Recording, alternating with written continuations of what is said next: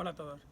A menudo hablamos con mucha ligereza de la pena de prisión y es simplemente porque estamos muy acostumbrados a la libertad y eso nos hace ser bastante frívolos. La verdad es que aunque se haya debatido mucho sobre lo inevitable que es la pena de prisión y el propio Código Penal, que parece que están indisolublemente asociados, no solamente lo privan a uno de libertad, es la privación de la libertad y todo lo que entraña. La autonomía personal, la independencia del vestir, no es tanto la gran libertad, sino también las pequeñas libertades. Sin embargo, en el imaginario popular existe la sensación de que en la cárcel nunca se entra. Bueno, esto es falso. En la cárcel se entra por muchísimos delitos y normalmente lo que la gente percibe como suspensiones de la pena, esa no entrar nunca, está previsto en el código para algunos casos excepcionales y de un modo más o menos generalizado para la primera vez que se delinque con penas de privación de libertad inferiores a los 2 años. Ha pasado lo siguiente. Antes de la modificación del código, en 2015, teníamos dos figuras, la suspensión de la pena y la sustitución de la pena. En la práctica, esto operaba como las dos oportunidades antes de ingresar en prisión. La primera vez se suspendía y la segunda vez se sustituía la pena de prisión por otra, en este caso por trabajos en beneficio de la comunidad, por ejemplo, ¿no? Esto ha desaparecido y aunque el régimen sigue siendo similar, porque la nueva regulación de la suspensión dice que en el primer delito que se comete, si la pena es inferior a 2 años, el juez puede suspenderla. Recordemos siempre que esto es algo facultativo del juez, ¿eh? El juez no está obligado y tiene que evaluarlo si es viable, aunque lógicamente en la defensa se hacen sus alegaciones y demás.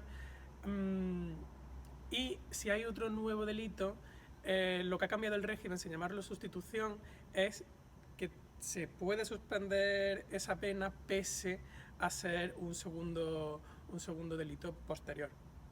Hay muchos problemas en esto porque enseguida aparecen interpretaciones sobre lo que es la reincidencia y lo que no, las circunstancias que hacen favorable y lo que no, y una interpretación muy polarizada y variable de cuando el Código Penal habla de atendiendo a las circunstancias del reo y del hecho. Normalmente es fácil interpretar a lo que se refiere en circunstancias del hecho, si el hecho es más o menos grave, más o menos escandaloso para la opinión pública, más o menos gravoso para el sistema penal. Pero cuando se habla en el código de las circunstancias personales del reo, del autor, empieza a haber dos escuelas diferentes. Hay unos autores, unos juristas, que piensan que se refiere a la peligrosidad. Esto es fuertemente contestado por otros que piensan que es incorrecto, puesto que la peligrosidad es el fundamento de la medida de seguridad, que es algo de lo que hablaremos otro día y que no tiene nada que ver con la pena, y que a lo que se refiere de verdad es a cómo va a afectar la pena de prisión al reo. Es decir, cuáles son las circunstancias de esta persona a la que se quiere meter en prisión para ver cómo le afecta a los efectos constitucionales de que la pena rehabilite, de que la pena reinserte ese posible ingreso en prisión.